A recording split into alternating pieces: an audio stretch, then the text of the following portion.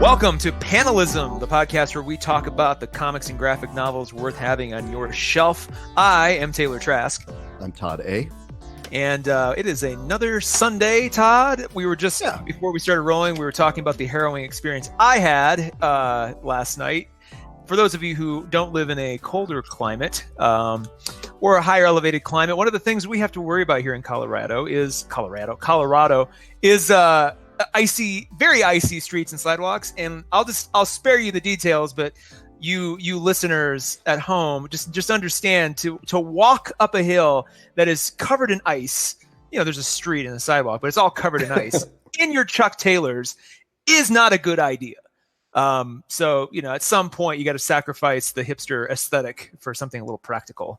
And, I pointed out that I had a hard time getting up that hill in mild weather. That's right. You were here back in May, and poor Todd. I had Todd and another friend of mine, Brianna, come down to sort of do a pre-wedding little get-together. And we had gone and had some beers at the bottom of the hill. And the hill is only, 3.5 blocks probably, if it was flat. But it's all uphill from from downtown Manitou to my house.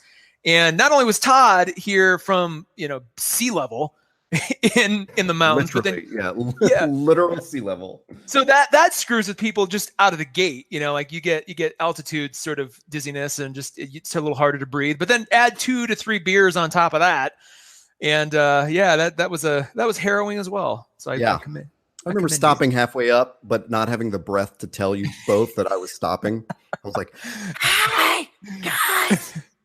Just imagine if you were a smoker. Oh my God. That was Brianna's husband. So he and she and their son came last September to visit. And that was, I remember because he at that time was a pretty heavy smoker and he was having all kinds of problems. So that was, just be glad it wasn't that too. Wow. No kidding. I definitely am thankful. So on this podcast, you have chosen a book to talk about. Is there, I feel like, I don't know if we want to jump in right away or if you've got a coffee to talk about also or anything like that. Well, I am drinking a coffee, but it's pretty much the same thing I normally drink. It's a loyal coffee, hand grinded, all of that AeroPress, all that good stuff. Nice. My book pick this week is great because I, for the first time in a long time, had reason and interest in going back into a shop. And not that I didn't have interest before, but I felt like I had so many things in my stack that I hadn't even gotten to yet that I sort of made a private promise over the summer and early fall that I wasn't going to get anything new until I put a significant dent in my to-read pile. Right. Because it was kind of becoming a problem. I was just like, look at all these things I bought that look amazing that I haven't even cracked open yet. So I was trying to get through all that. I still have more of those to get through. It's not quite as bad. But I was, Colorado Springs, as we've talked about, is pretty great for comics. There are, there's several creators here. There are some of the best shops in the country, in my opinion, here. And it's just a really cool sort of mix of stuff. And there is a particular store down near where I co-work called Escape Velocity. And and 2 blocks from my co-working. So I'm like, I'm going to stop in and just take a look and see what I see. And sure enough, on their spinner rack of kind of like new and notable titles was this trade paperback that I saw called Analog and subtitle A Cyber Dystopian Noir. And I just looked at it and went, when did this come out? It's just one of those kind of fortuitous moments where, it's what you want every time you walk into a comic shop. You see something, you're like, how the hell did I not know this existed? And I started thumbing through it. I'm just like, oh, Jesus, I have to have this. What was it that drew you to that? Was it the cover art or that description of a cyber noir or what? Kind of all of the above, So the title kind of, and the fact that it was Escape Velocity picking it, they have some really good curation that I trust really well. And so I just had noticed it. And I was like, well, that's interesting. And then I turned it around and I read the back cover, and I'll do that for you now. And this is really what sold me. It's 2024 and the world has been mass-doxxed. So mass-doxxed meaning everybody who's online, all their secrets are out there for everybody to know. Every email, photo, and document ever sent rains down out of the cloud, and only a fool would send a secret over the web. This is the era of the paper jockeys, armed couriers with briefcases of secrets who will get your sensitive information around the globe or die trying. Jack McGinnis and his partner Una are two of the best in the business. For a price, they'll move your sensitive information where it needs to go as they fight off fascists, criminals, and spies. So right out of the gate, I'm like, oh, geez, this is one of those kind of like near future, kind of Black Mirror-esque sort of stories that could easily happen. I could as I was just reading that, I'm like, oh my God, this could happen. Then I started thumbing through it, and I was like, okay, I like the art. This just looks cool. It has some humor in it that we'll get to. And so I just grabbed it and was reading it, and I'm so glad I did. Before I get into any of the details, I want to shout out, written by Jerry Duggan, I'm going to say Duggan, Jerry Duggan. And artist is David O'Sullivan, published by Image. The fact that it was published by Image blows my mind because I hadn't even heard of this. And I keep up to date with the Image releases pretty regularly. This issue 1 came out in April of this year, and then the trade paperback, which is what I have, came out in October. So it's fairly new, but again, never caught my eye before. Don't know why. I'm glad I have it now. Can I tell you what's so crazy about this to me? Because you told me what your pick was like a week ago, maybe, and I didn't tell you at the time because I wanted to spring this on you, which it's not that mind blowing. But when we were in the used bookstore right across the street from Escape Velocity, there in May, I took a picture of this book to remember it because it was called Analog, the Best of Science Fiction. Oh, geez. And it is like a bunch of science fiction stories, which I believe was from a sci-fi magazine called Analog Magazine. But I remember at the time, like, it was such a like 80s font, and the fact that it had this sort of star field on it with the Saturn and its ring, and it just said Analog in this like huge impact font or whatever. And, at the time I was like, oh, this is one of those books. I always take pictures of book covers if I want to remember to look at them later, Mm-hmm. And so when you told me Analog, I was like, wait, what? Did we both randomly like note this book? And then of course it told me it was on Image, and I realized we weren't talking about the same thing. But yeah, I was blown away. So it's pretty serendipitous because like you said, there is, if you ever come to Colorado Springs, right across the street from Escape Velocity, which is, as I said, an amazing comic shop, is an amazing antique bookstore. That's just fantastic.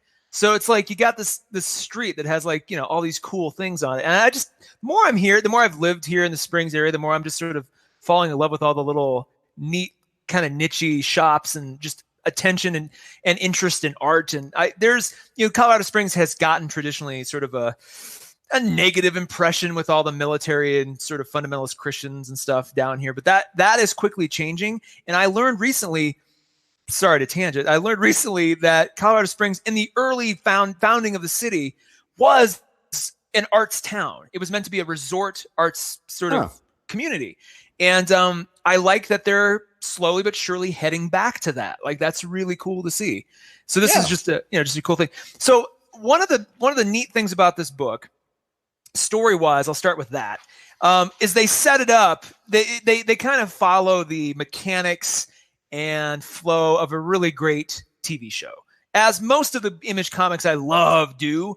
It starts off right away with just an establishing scene that, in the first 3 or 4 pages, you get everything you need. Exactly the tone, the main character, Jack McGinnis. You get a sense of the danger of the world. It's a little fun. It's dangerous, but it's still, there's some humor. It's a little wry. You get a sense of, what this world is like. And then each page after that just really kind of layers on top of that. And the pacing is really, really great. So it just has that sort of TV show feel right out of the gate. Something to note, I don't know if we've ever talked about this. Was there ever a time in comics when that wasn't sort of the default that we seem to find now, where, kind of this TV show writing in comics wasn't even considered or wasn't even thought of? I mean, do you know of any time where like that was more, this was almost a unique thing? Are you separate? Like, are you, by saying that, are you talking about the single standalone issue representation of the TV show part of it?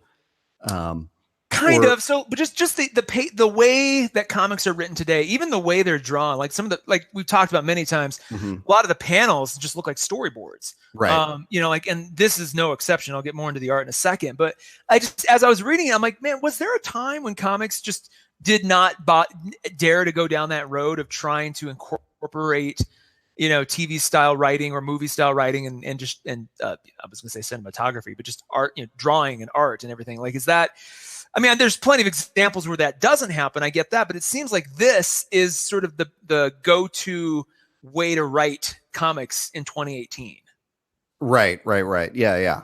No, I get that. I think, I was thinking of that sort of, pre 2010s where even there used to be a time before giant crossover arcs and stuff, and every issue was sort of like a capsule episode, where there might be references back in time, but it had that, they had that snappy comic book dialogue or whatever. But so I didn't know if you meant that sort of TV writing, but got it. But I think to me that's still sort of that TV feel before the series mentality took over of like everything has to be an arc, and we're always looking at the next arc and stuff. So that's really interesting that they do it that way. Well, it's a great, for a new title, they do everything right. Like, you got to catch your hook your reader within the first couple pages. They do that. Just everything about it, it feels fresh and original. I'll give you a quick sort of rundown of the first couple pages. This starts off in St. Louis. Jack McGinnis, the main character, who kind of looks like a cross between Constantine and then Bruce Wayne from the White Knight series. Just kind of imagine that mixture. He's got the same face, jaw, hairline, as as that Batman does, but then he's got the Constantine sort of trench coat, just kind of disheveled tie. So right away you realize this is a guy who's just kind of a cowboy, not really.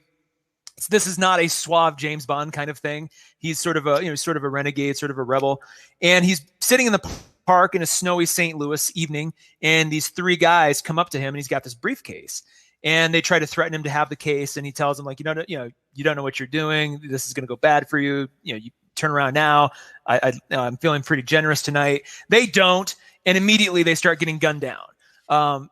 We find out that his partner Una is snipering from some roof nearby, and she's gunning them all down. And at some point I think he pulls out a gun too and finishes off the last one, but he then he gives a salute to Una, and you see her it cuts to her putting her gun away at the top of skyscraper in St. Louis. So right out of the gate you realize that information peddling in this world is serious. There's people who need this stuff. Then it's like you get a shot of him driving his car amongst just hundreds and hundreds and hundreds of self-driving cars. And there's even like a shot of people like watching porn in one, and a woman doing her business stuff in another car. So they start to slowly build this 2024 world that, in my opinion, is pretty accurate.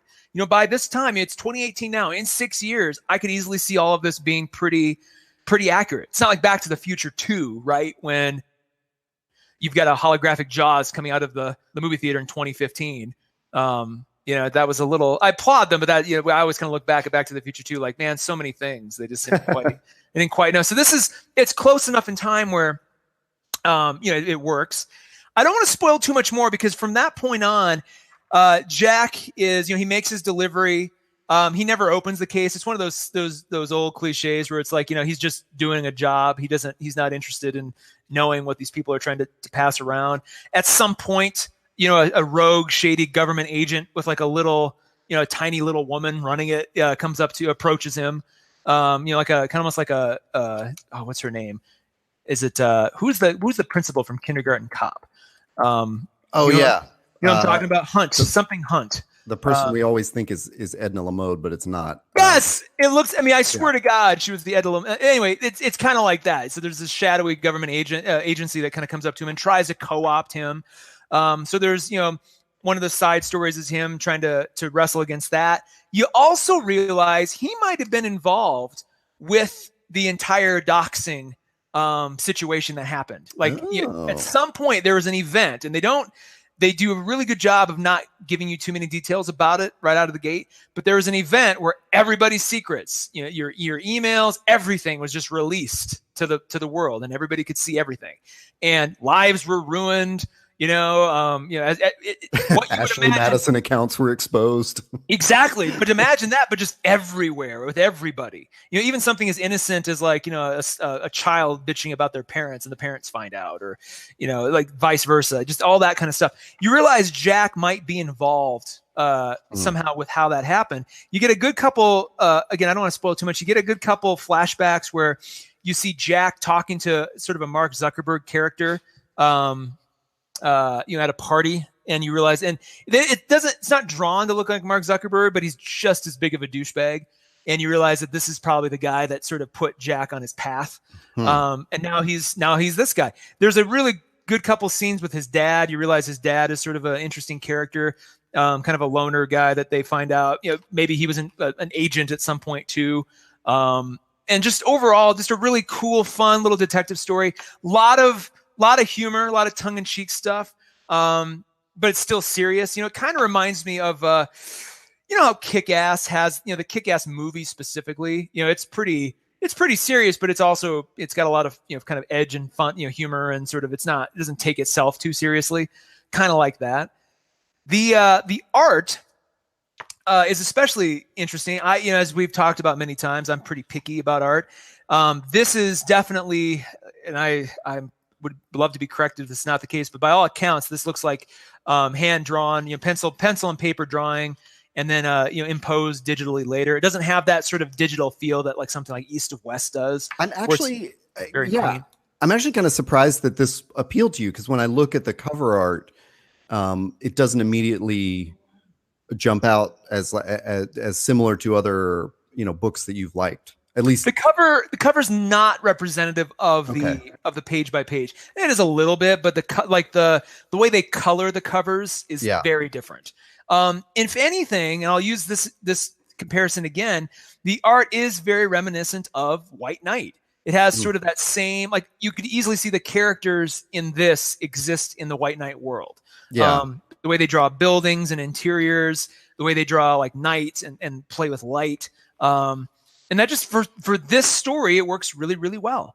It has sort of a disheveled kind of look to it as the world you find both Jack himself is disheveled, but the world is kind of, after the great, doxing, it's like everybody's kind of just a little frazzled, a little on edge. You're not quite sure what to make of it. They do make it's funny right in the beginning, Jack mentions he's kind of doing he has a lot of inner monologues.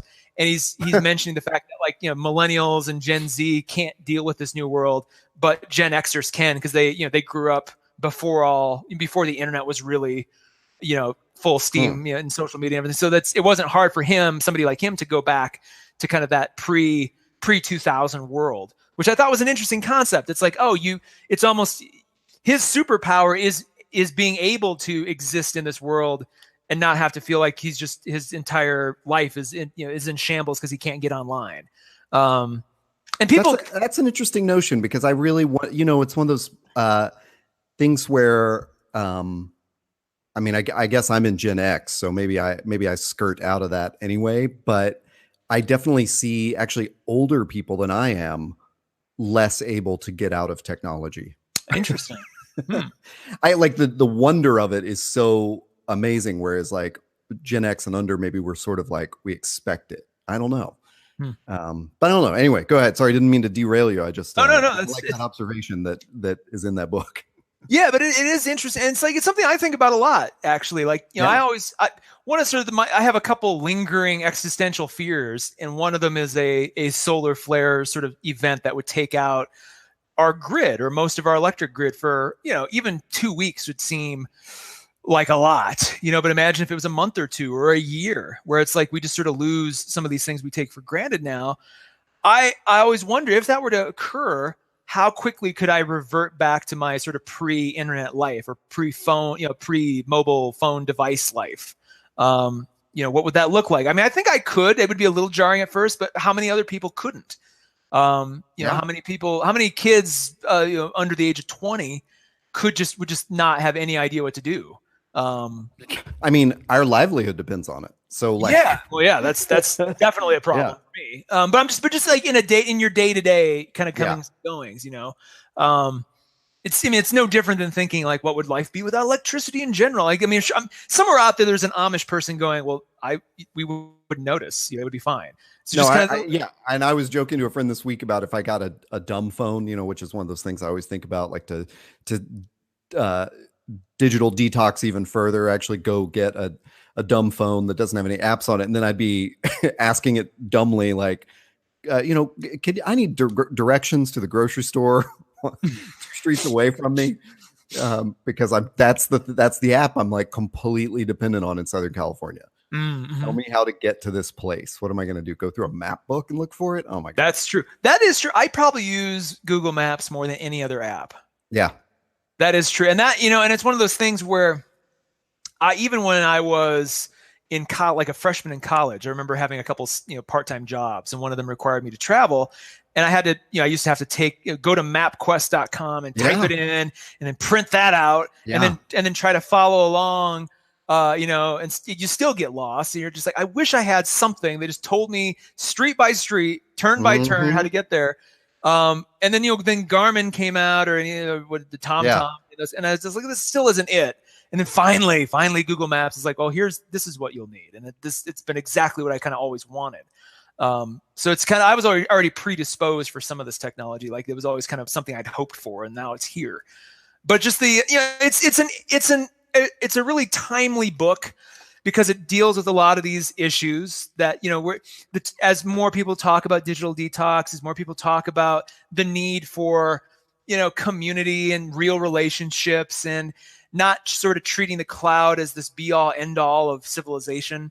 I think people put too much stuff in the cloud sometimes without any additional backup. So it's, what happens when all that goes away, or when it becomes completely not private anymore. Just ideas of privacy. All these things are really important right now. And I'm just glad this book exists right now instead of, if it came out 5-6 years ago, it would have been a little too early. It would have felt too sci-fi. If it came out, 5 years from now, it almost would feel a little too past its expiration date. They found the sweet spot for it, and they found the right format. Yeah. Is it all right, so you picked it up obviously physical, but how do you feel about it digitally? Is there an irony in reading analog digitally? I don't think so. I mean, the panels are clean enough where it would work really well on Comixology. And it's, it's the way the art moves. It's not, I don't feel like you have to experience it tactilely. I do kind of like the fact that I have it physically, though. Just the nature of the story is that secrets and information have to be physical now. So just you're reading that, it in a physical format, I'm sure is fine.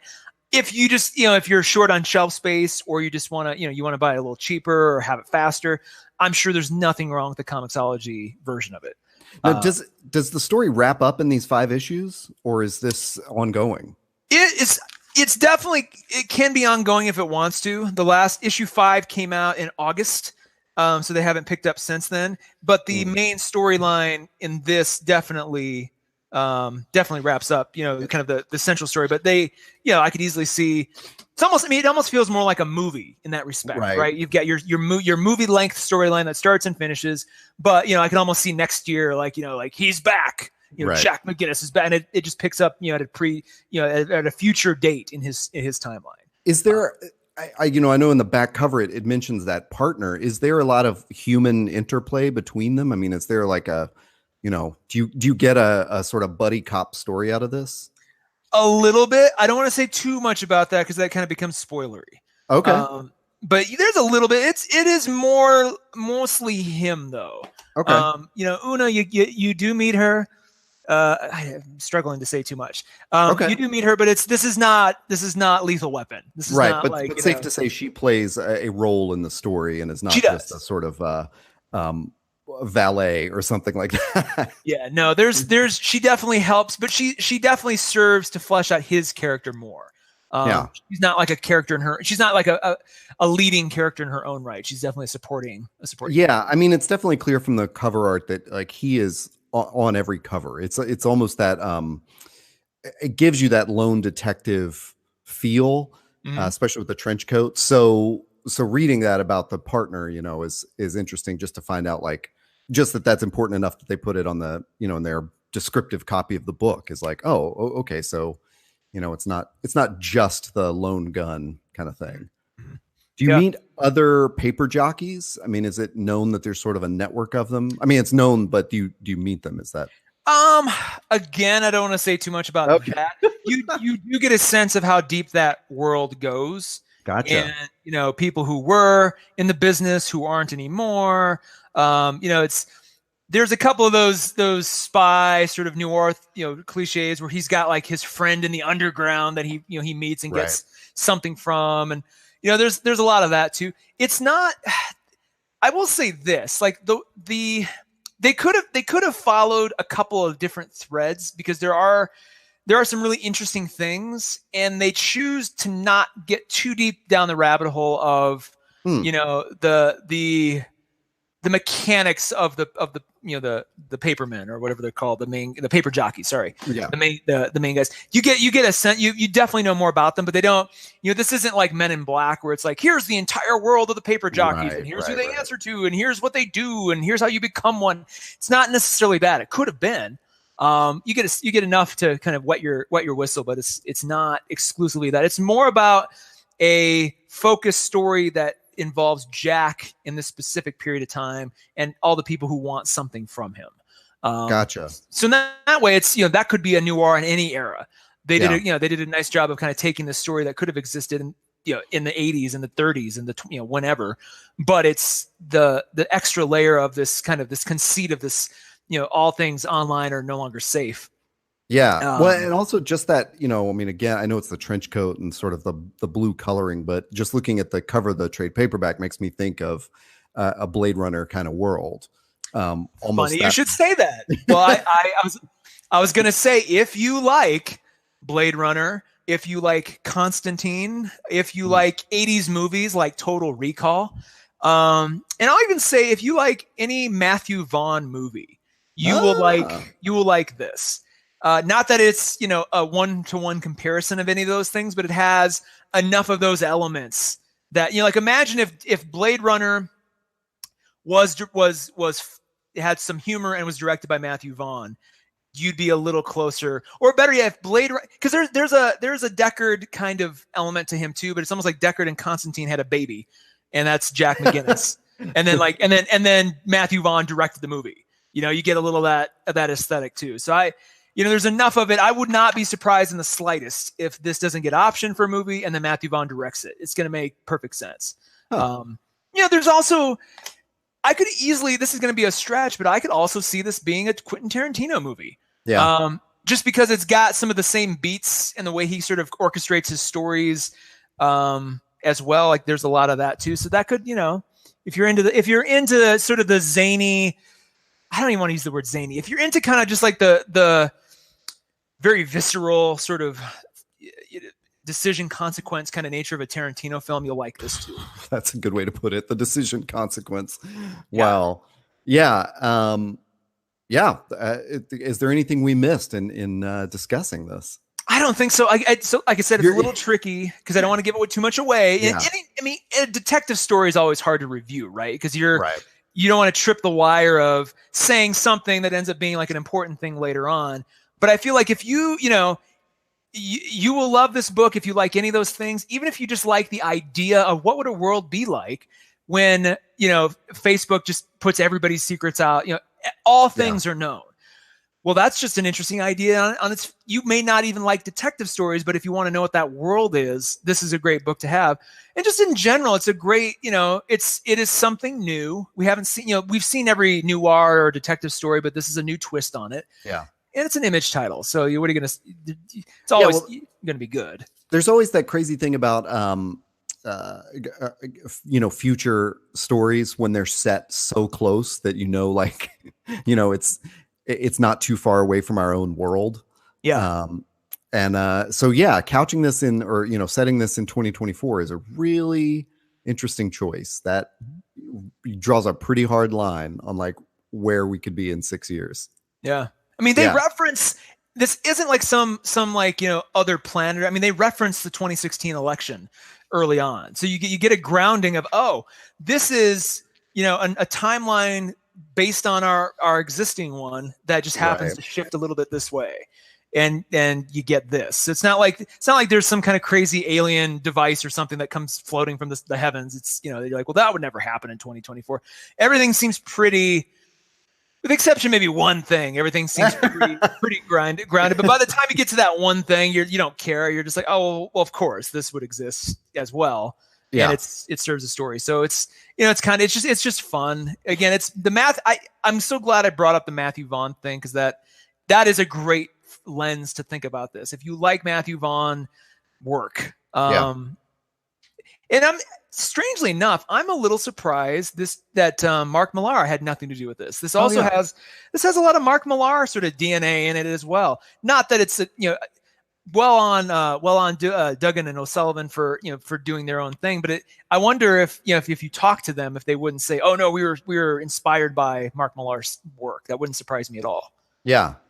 Anyway, that's all. Once again, Analog, a cyber dystopian noir, published on Image. The trade paperback is out now, and pick it up, put it on your shelf. Let us know what you think. Very cool. I've actually got a plug this week, if you don't mind. Let's do it. As you and a few of my friends know, I've been trying my hand at designing a game, which is meant to get you off your phone as you know, and be analog for a while. So what a perfect spot for me to plug this. I love that. And this game is where it's sort of what I describe it as part choose your own adventure and part D&D, where you're sort of playing a character, but you're rolling dice to determine what you encounter, but then you're mapping that. That's the twist for me. That's the fun, is like drawing this little map to, you know, with little icons and things like that to lead your way to an objective and lead your way back, possibly. But anyway, I've sort of soft launched this online, and you can find it on Instagram at Maps Legends Game. So Maps Legend, not Maps and Legends, just Maps Legends Game. Yeah, I couldn't get all the social media to fit my URL, so it is called Maps and Legends. But yeah, the social media is Maps Legends Game. Yeah. And is it .game or .com? Oh my gosh. It's mapsandlegends.world. Okay. Maps and Legends. And then social media, it's Maps Legends Game on Instagram, Twitter, etc. Well, I know a little bit about this so far, based on conversations we've had. And I'm first of all, well done, because creating anything this complex, and sticking to it and seeing it across the finish line is incredibly difficult. So the fact that you've made it this far, that deserves a drink right there. Well, thank you. But the fact that go ahead. Yeah, if you follow the Instagram, you'll notice that it's still like a Sisyphus kind of tale of me slowly trying to roll the rock across the finish line. So yeah. But I just love the fact that, you know, there is a need for analog stuff more and more. And so the fact that you went down that, you know, instead of coming up with some, you know, harebrained new app idea that could have. There's so many places where I think, you know, especially because the business you and I are in, it's like, oh, I could just do this on a website, or I can just make an app for this or whatever. And then I'm like, no, the whole point is to get off the app. Yeah. So, yeah, that's definitely been, you know, it requires a new, or practicing an old skill of thinking in an analog way, you know? Yeah. Well, anyway. Great. Yeah. Well, we'll talk more about that too. We may even do an episode about this. Maybe when I actually get to a public beta, we'll talk about it. But for now, you can follow its progress on Instagram. Well, and you can follow the rest of our stuff on Instagram, Twitter. I forget if Facebook is still up there or not. But we're panelism.inc as the URL, and is it just Panelism Inc. on Instagram? It's got a dot in it on Instagram. Panelism.inc. There's a dot as well on Instagram. So panelism.inc everywhere you go. Yeah, we nailed that one. We did. We finally, after a lot of confusing, you know, running the there thing and trying to figure out, just realizing that was not working. Panelism, I mean, everybody I've told it to loves it. So search for it. I mean, if you're trying to tell a friend about the show, just tell them to search Panelism on Apple Podcasts, Stitcher, Google Play, Pocket Cast, wherever you find podcasts, just search for Panelism. And then, like we said, panelism.inc is the URL and the social media handle. Tell us what you think. Let us know if there's a book you want to hear us talk about. If you hated one of our reviews, let us know. We love feedback of any kind. So just give it to us however you can. Anything else you want to plug? No, that's great. I love this book pick for the week. Excellent. Well, we'll see you on the next episode, and we'll hear from, I guess we'll hear Todd's next pick. All right. Adios.